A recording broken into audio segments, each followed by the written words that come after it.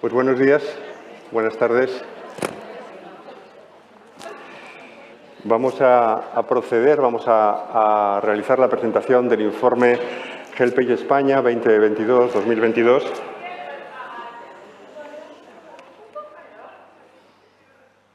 Sobre la discriminación por razón de edad en el ámbito laboral en España. Mi nombre es Fernando Flores, soy director del Instituto de Derechos Humanos de la Universidad de Valencia, soy también patrono de la Fundación HelpAge y es un honor y es un placer estar aquí hoy con todos ustedes para escuchar las cosas que se han dicho y se van a decir y para presentar este informe.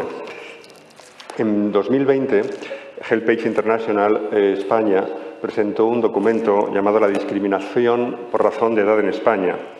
Un documento que desde un enfoque basado en derechos llama la atención sobre las discriminaciones que sufren las personas mayores y las dificultades para realizar los derechos humanos que tienen de la misma manera que el resto de los ciudadanos y de las ciudadanas. Este informe, que lo pueden consultar en la página web, en él se informan, se abordan de forma general los obstáculos que las personas mayores tienen para realizar sencillamente su derecho a la igualdad, la participación en la comunidad política, para tomar de forma autónoma las decisiones, la salud, el empleo, la seguridad en los ingresos, el acceso a la justicia.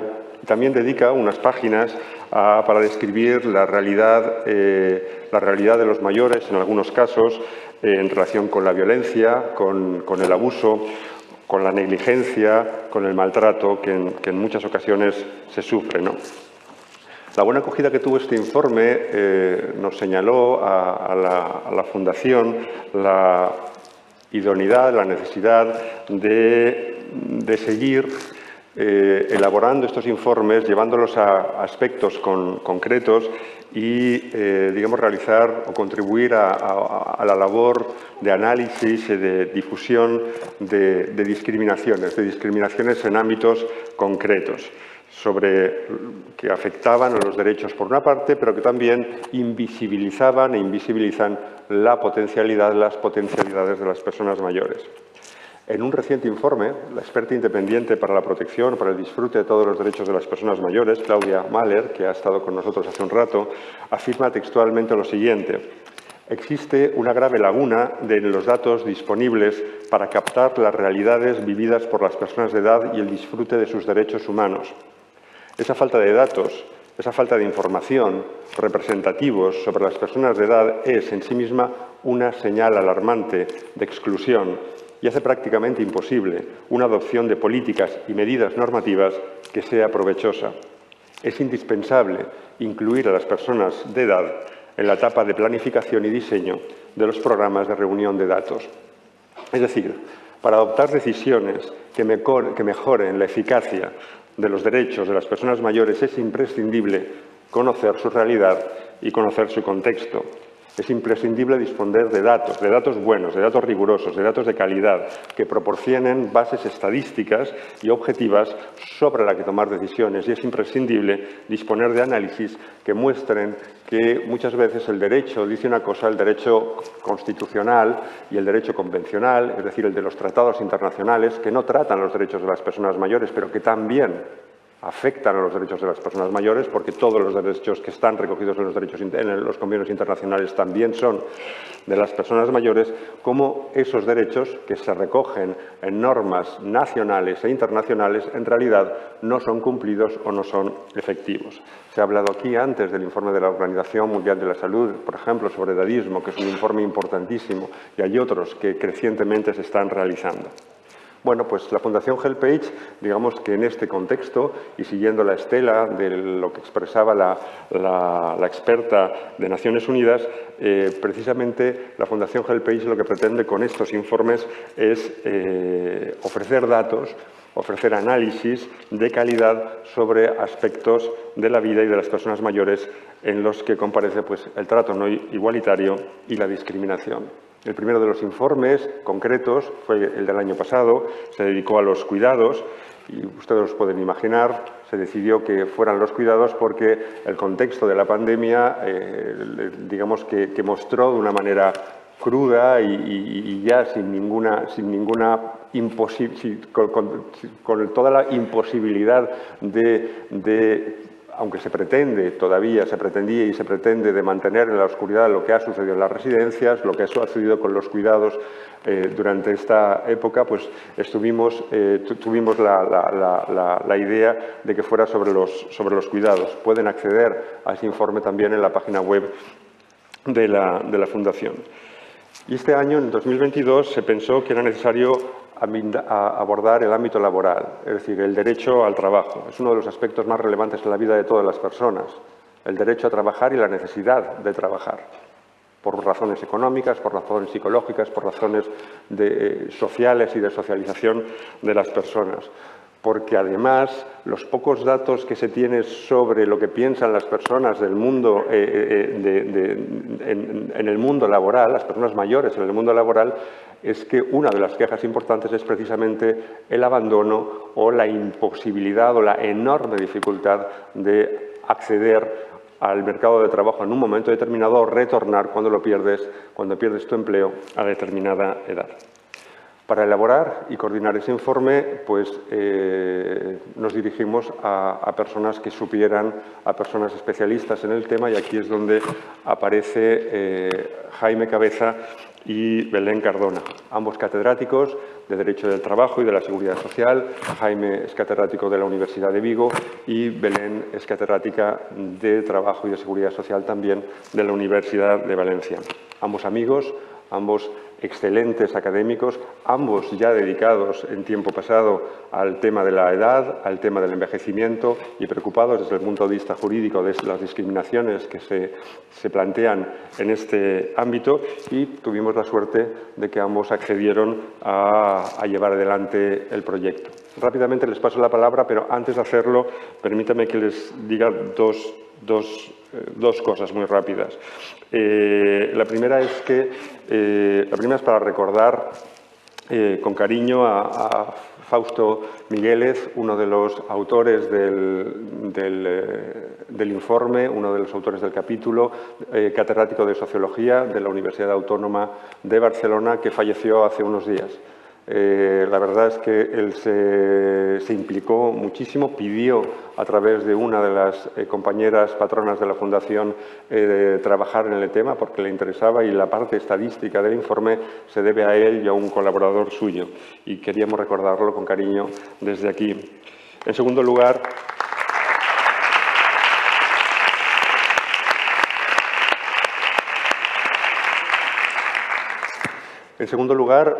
agradecer a la sala de máquinas del informe. La sala de máquinas del informe, Irene Arcas y Belén Martínez en este caso, han sido absolutamente imprescindibles para que el informe, que después de realizarlo, después de reunirlos, digamos, hay que maquetar, hay que estirar de unos y otros, bueno, ha salido porque hay unas personas detrás que se dedican y que son extraordinariamente profesionales, y también debe quedar aquí consignado su participación. Y por último sí que quería hacerles ver que aquí somos tres juristas. Somos tres juristas, es decir, no es común, no es habitual, y reclamamos que debe de serlo, que los juristas trabajen el tema de la vejez y el envejecimiento, porque no hacemos más que hablar de derechos, pero los derechos son derechos. Derechos son algo que tiene un componente jurídico, y si no tiene el componente jurídico, los derechos son solo obligaciones morales, que no está mal, pero son solo obligaciones morales. El ámbito de lo jurídico en relación con los derechos con carácter general y con los derechos humanos con carácter particular de las personas mayores es imprescindible, porque el carácter jurídico es lo que permite que cuando consideramos que nuestros derechos son vulnerados, podemos reclamarlos ante los tribunales y podemos reclamarlos con un respaldo jurídico. Por lo tanto, digamos que me congratulo y me hace mucha ilusión pues dar paso a dos catedráticos de Derecho del Trabajo muy amigos, a los que agradezco muchísimo que hayan coordinado y que hayan elaborado este informe. Jaime, Belén, Jaime, si queréis, o Belén, adelante. Gracias. Hola, buenas tardes. Bueno, toca empezar por los agradecimientos. En primer lugar, a la Fundación HelpAge, particularmente a su presidenta, Isabel Martínez, a la Fundación Abanca, pero también a Fernando Flores, que ya ha señalado que tengo el honor de ser su amiga. En calidad de patrono de HelpAge y en calidad de director del Instituto de Derechos Humanos de la Universidad de Valencia, al que pertenezco, porque él realmente ha sido el vínculo con la Fundación HelpAge, que creo que tanto Jaime como yo estamos muy contentos de haber conocido y de que nos haya abierto esta posibilidad de colaborar y realizar este informe. Ha sido un auténtico privilegio coordinar este informe junto a Jaime Cabeza y coordinar este equipo de autores, ¿no? Cuyo mérito, el mérito es absolutamente de ellos. Bueno, hablar de la edad en el ámbito de las relaciones laborales, en el ámbito de las organizaciones productivas, en realidad no es otra cosa que reproducir lo que ocurre con carácter general en la sociedad. Y en este momento de cambio demográfico, quizás de consolidación de una tendencia de envejecimiento de la población a nivel mundial, una de las facetas en las que tiene más importancia, o de las vidas de las personas que tiene más importancia, es obviamente todo lo que tiene que ver con la vida laboral. Lo que tiene que ver con la vida laboral en todas las fases de la vida, desde el extremo inicial de la vida laboral ligado a la juventud, pero también aquel otro extremo de la vida de las personas y de la vida laboral y productiva, que es la fase de la edad madura, cercana a la vejez o directamente la vejez. Como conclusión podríamos decir que parece que nunca se tiene la edad adecuada.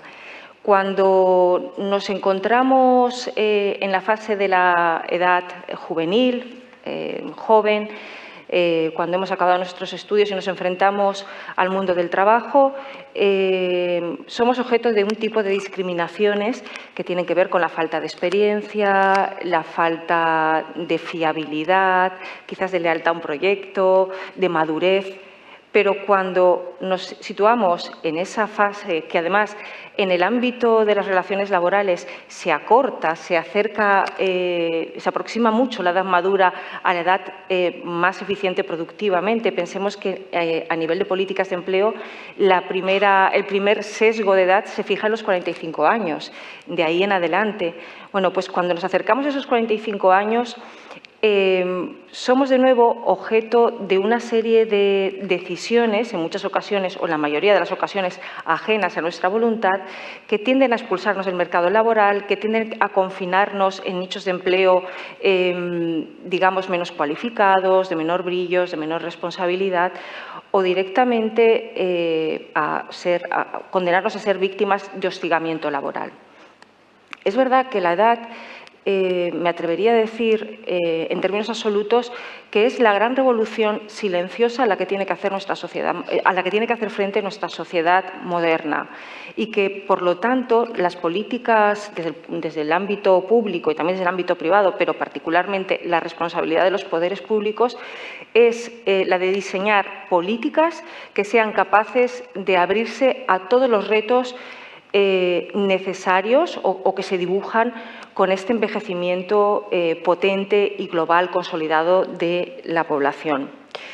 La edad como causa de discriminación, y se ha dicho a lo largo de esta jornada, obedece a una construcción social que depende muchísimo de las costumbres, prácticas y del papel que las personas desempeñan en la sociedad.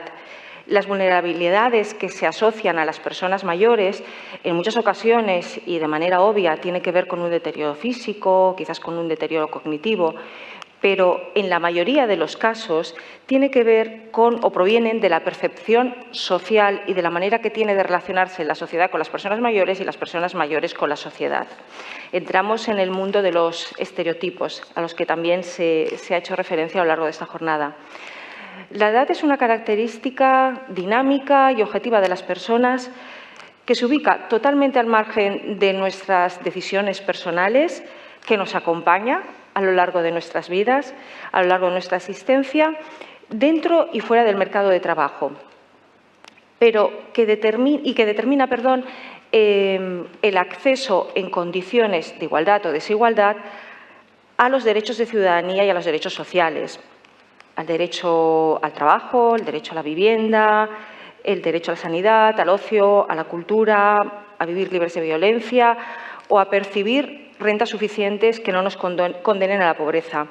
El ámbito laboral y el mercado de trabajo no es un ámbito que se excluya, que esté ajeno, excluido de esta tendencia, sino que se trata de un escenario en el que se proyecta la discriminación de edad con toda su virulencia o con toda su crudeza.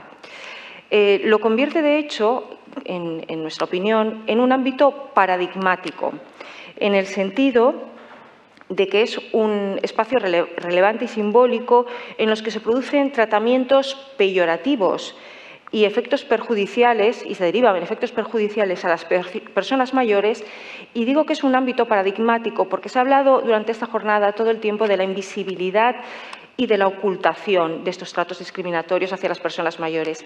Pues bien, si hay un ámbito en el que esa invisibilización y esa ocultación del trato peyorativo hacia las personas mayores alcanza, digamos, sus cuotas más altas, es en el ámbito del trabajo, porque ni siquiera es necesario expulsar a una persona del ámbito laboral aludiendo a la edad. Se pueden utilizar numerosas causas justificadas, acorde al derecho, que son verdaderos subterfugios para eliminar o desprenderse de personas que ya no son, en correspondencia con los estereotipos sociales, las personas deseadas en el ámbito del trabajo. Decía que en el ámbito del trabajo las personas, tanto en la edad temprana, en la edad juvenil, como en la edad más adulta, son objeto de discriminaciones.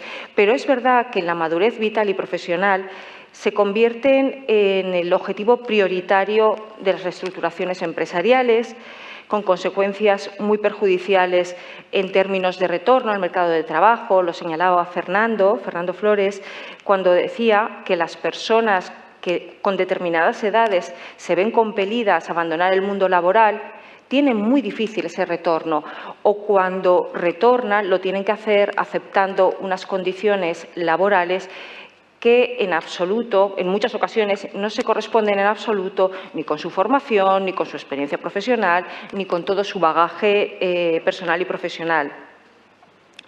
Este tipo lo apuntaba también, este tipo de discriminación tiene un componente muy acusado de discriminación por estereotipo.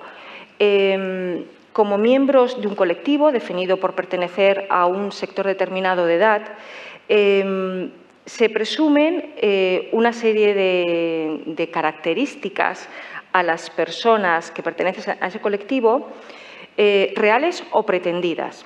En algunos casos se corresponden con la realidad, pero en otros casos, en la gran mayoría de los casos, nos encontramos ante estereotipos meramente prescriptivos, no descriptivos, prescriptivos. ¿Qué significa esto? Significa que la sociedad atribuye a las personas que se encuentran en determinado ámbito o rango de edad una serie de características que las inhabilita o que las hace sujetos de menor valor en términos de eficiencia de las organizaciones productivas. Todas esas circunstancias vienen revestidas de una apariencia de racionalidad económica que oscurecen la apreciación de las situaciones discriminatorias, lo que hace que estas prácticas sean particularmente perversas. Se dirá que las circunstancias cíclicas de la economía y del mercado de trabajo son muy condicionantes. Se dirá que no se justifica una fuerte inversión en formación profesional para justificar que las personas mayores no se adaptan a las nuevas tecnologías, que no se justifica realizar una inversión económica en el ámbito de las organizaciones productivas para favorecer que las personas mayores accedan a una formación que les permita estar familiarizadas y al día con las tecnologías de la información y la comunicación, o simplemente se dirá que resulta en momentos de crisis económica necesario un rejuvenecimiento de la plantilla en términos globales. Los estereotipos, la mayoría de ellos negativos, redundan en que se les atribuyan a las personas mayores, finalmente, papeles subalternos en el contexto de una sociedad en la que aparentemente poco esperan de ellas. Estamos ante un colectivo, el colectivo de la edad, y antes lo comentaba con una de las ponentes del Congreso, que es un colectivo heterogéneo. Hablar de la edad es como hablar de la discapacidad. No existe un concepto homogéneo de la mayor edad. Cuando se habla de la mayor edad y los términos en los que, por ejemplo, los iuslaboralistas utilizamos el concepto de mayor edad, estamos hablando de una gama, de un espectro de edad que va desde los 45 años hasta los 65 años. Simplemente por la diferencia de edad, hablar de mayor edad en términos globales es una falacia, es una mentira, pero es que además las condiciones en las que se encuentran las personas en ese rango de edad son muy variables, son muy distintas y muy variopintas. Y resulta manifiestamente injusto realizar una apreciación heterogénea de ellos en cuanto a sus condiciones en el ámbito del empleo. No obstante, la edad madura se sigue equiparando a la obsolescencia. Se presume que los trabajadores mayores carecen de la flexibilidad necesaria para adaptarse a los cambios y a las necesidades de las empresas, que su motivación es muy reducida y, en todo caso, comparativamente menor con la de sus compañeros más jóvenes. Se presume que gozan de una menor capacidad para absorber nuevas ideas y que su adaptación, como decía, de las nuevas tecnologías resulta más problemática que la de otros trabajadores en una franja de edad inferior. También se presume que su salud se deteriora al tiempo que su estado físico empeora, con los consiguientes inconvenientes para la organización del trabajo. Pero sin duda repercute con mayor intensidad en los mayores o en la población mayor estos estereotipos cuando se asocian a otras causas. Como la edad es una característica intrínseca, es una característica dúctil que se asocia y se justapone fácilmente a otros rasgos de la personalidad que son objeto también de discriminación, y es cuando surge el concepto de discriminación intersectorial o de discriminación múltiple. Y si hablamos de la edad en sí misma como un rasgo distintivo y de discriminación, cuando eso se asocia a otras características como el género, la discapacidad, la orientación sexual, la raza, la procedencia social, las convicciones o la pertenencia a determinado colectivo religioso, su potencial destructivo o su potencial de discriminación es mucho más amplio. De todas esas características, si hay una a la que no me resisto, una asociación a la que no me resisto a hacer mención, es precisamente la que ha sido objeto de la mesa anterior a nuestra presentación, que es el binomio edad-género. Si existe un ámbito, y ha sido señalado también antes, un ámbito en el que la discriminación múltiple con los dos rasgos edad y género asociados es más sangrante, es el ámbito del trabajo.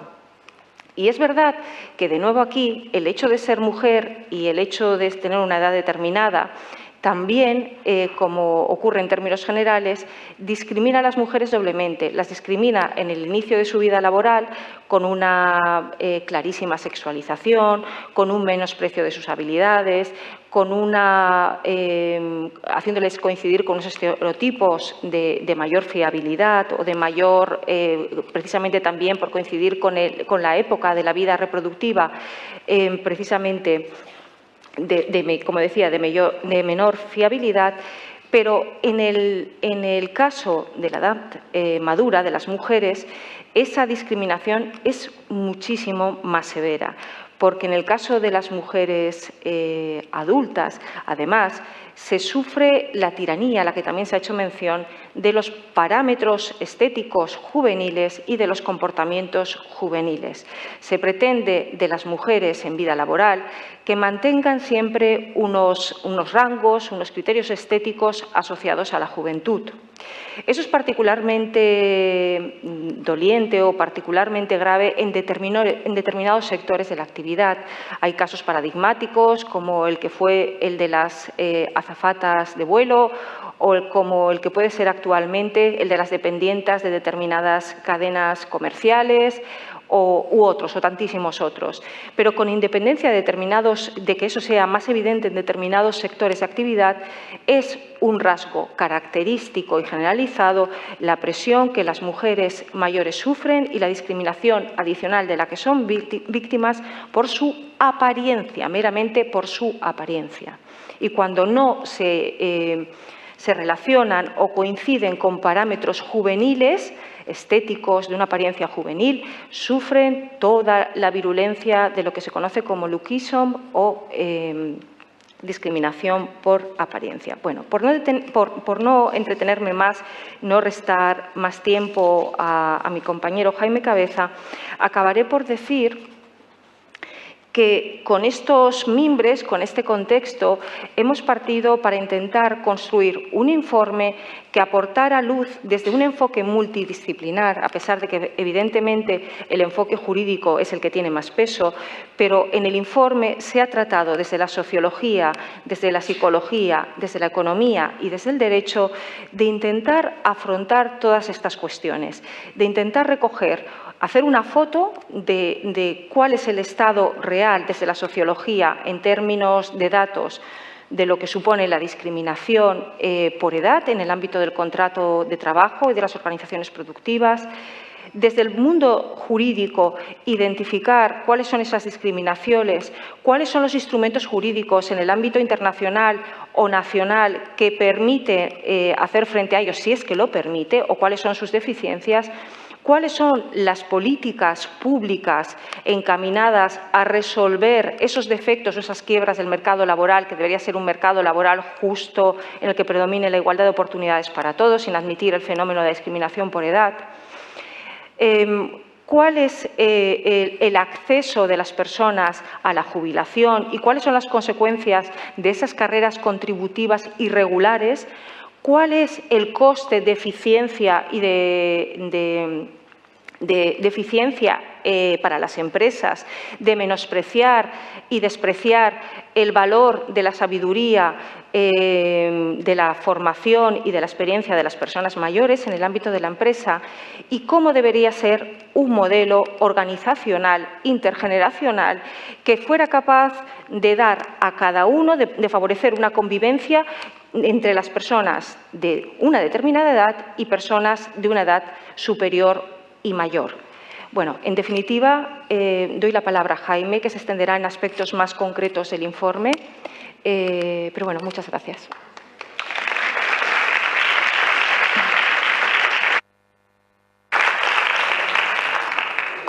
Gracias y buenos días. Supongo que se escucha bien. Noto que sí.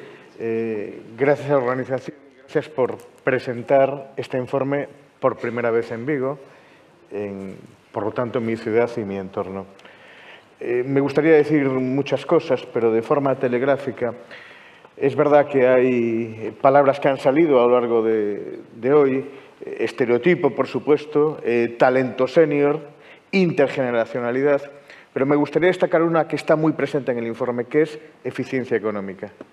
Está con nosotros Alberto Vaquero, que es el autor de un capítulo de este libro, que precisamente lo que viene a salir es al paso del falso mito de que discriminar en el trabajo es eficiente económicamente.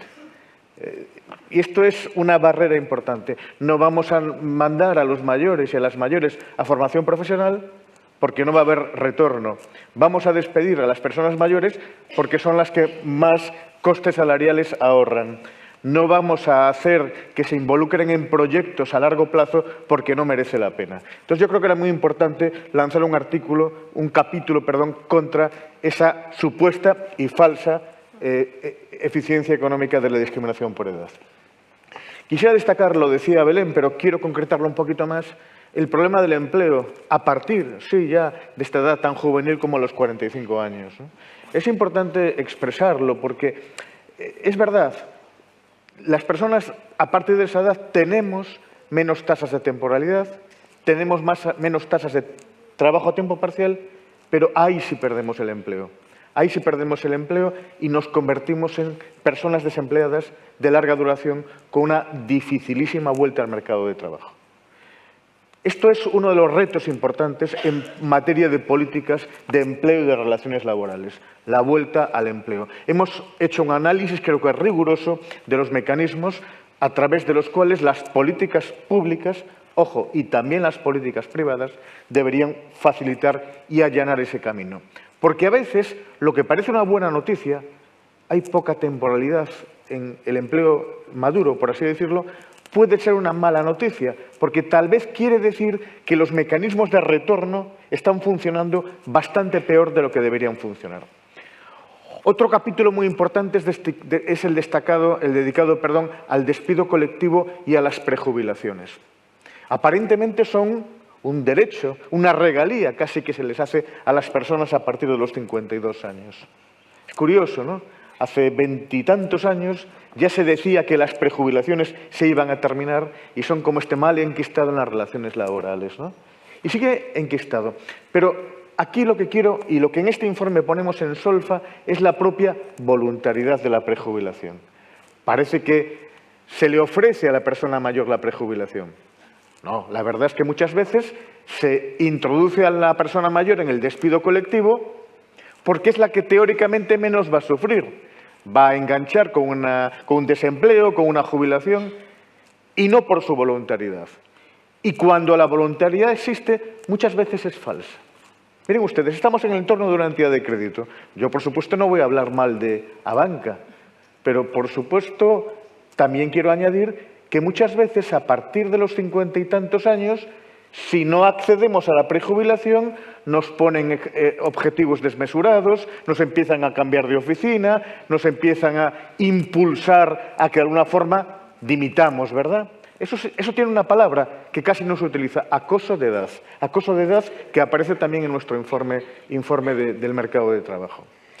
Quisiera destacar, por supuesto, los convenios colectivos, que es otro capítulo importante. La invisibilidad de la persona mayor en el convenio colectivo. Esto es una lacra. A Dios gracias, a la sociedad gracias, perdón, hace ya 20 años que el sexo empieza a aparecer en la negociación colectiva, pero todavía no aparece la edad. En temas tan importantes como, por ejemplo, la política de seguridad y salud en la empresa. ¿Cómo es posible que los requisitos de vigor físico, de adaptación, de nocturnidad, de vibraciones, de sonidos, no cuente para nada la edad en la planificación de la edad preventiva? Pues a todos estos efectos, la negociación colectiva es sordomuda. Y eso creo que es un enorme problema. Como lo es también, en este mismo ámbito, la inexistencia de cierta preferencia para mantener el puesto de trabajo, para mantener la localidad en la que se trabaja, etcétera, etcétera, etcétera. La negociación colectiva tiene una inmensa deuda con el trabajo de las personas mayores. Por supuesto, habría que hablar mucho de políticas públicas de seguridad social. Pero permítame simplemente, porque sé que Fernando está nervioso por la hora, y yo también, por supuesto, como parte del entramado organizativo, quisiera que pensáramos en temas de jubilación, de retirada del mercado de trabajo, que son dos capítulos importantes. La jubilación es algo inmensamente problemático, pero desde la perspectiva de políticas públicas, se está concibiendo simplemente desde la perspectiva de la sostenibilidad de los sistemas de seguridad social. Hay que jubilarse más tarde porque si no el sistema se derrumba. Y no hay esa perspectiva que creo que es la que debería latir más fuerte de la suficiencia económica y la dignidad de la pensión. La garantía de eliminación de la pobreza. Miren ustedes, en el año 2011 hubo una reforma muy criticada en este informe, que abocó a la pobreza a aquellos trabajadores y trabajadoras que perdían sus empleos a partir de los 55 y 56 años. Porque los subsidios de enganche con la jubilación, los subsidios de desempleo, no están funcionando correctamente. Y de este tema también se hace una fuerte crítica en el informe. Otro tema más, y me voy a callar ya porque creo que otros merecen más su atención que yo mismo, les quisiera también insistir en el tema de la jubilación parcial. La jubilación parcial, que debe ser ese tránsito amable y ese tránsito progresivo del trabajo a la jubilación, no está funcionando en nuestro país. ¿Por qué? Porque las políticas públicas la han recortado totalmente bajo el argumento cierto en parte de que había muchos fraudes, pero en la práctica el la jubilación se está convirtiendo otra vez en nuestro país en un suceso, ¿no? Hasta los 66 años, 11 meses y 29 días trabajo las 8 horas diarias y al día siguiente pues soy una persona jubilada. Las políticas públicas están fracasando estrepitosamente en el tránsito entre el trabajo y la jubilación. Quisiera terminar, pero permítame 3 comentarios finales. Primero, para mí es muy emocionante estar en esta mesa porque hace 5 años, en unas condiciones muy especiales para Fernando, Fernando nos propuso escribir un libro sobre edad, discriminación y derecho que coordinamos los 3 y que creo que fue una primera toma de atención para los 3 sobre este tema tan importante. Quisiera decir que en esta Universidad de Vigo, cuya ciudad hoy nos acoge, hemos generado últimamente una cátedra de edadismo, además desde la perspectiva de la comunicación, de la lucha frontal contra el estereotipo, y la verdad estamos convencidos que vamos a iniciar una muy fructífera relación con HelpAge. Y como último comentario, mi propio grupo de investigación, pues que sepáis que en el mes de diciembre se va a leer una tesis precisamente sobre este tema, que por supuesto estará a disposición de HelpAge, porque creo que decimos cosas, dice la autora cosas, que, aunque están sugeridas en el informe, aparecen con mayor desarrollo. Creo que el informe vale la pena, creo que HelpAge, no modestamente, quienes estamos aquí, ha hecho un gran trabajo y creo que divulgar este informe va a ser una iniciativa importante para realizar un mercado de trabajo más igualitario en términos de edad, de interseccionalidad y, en general, de discriminación por estereotipo. Muchas gracias.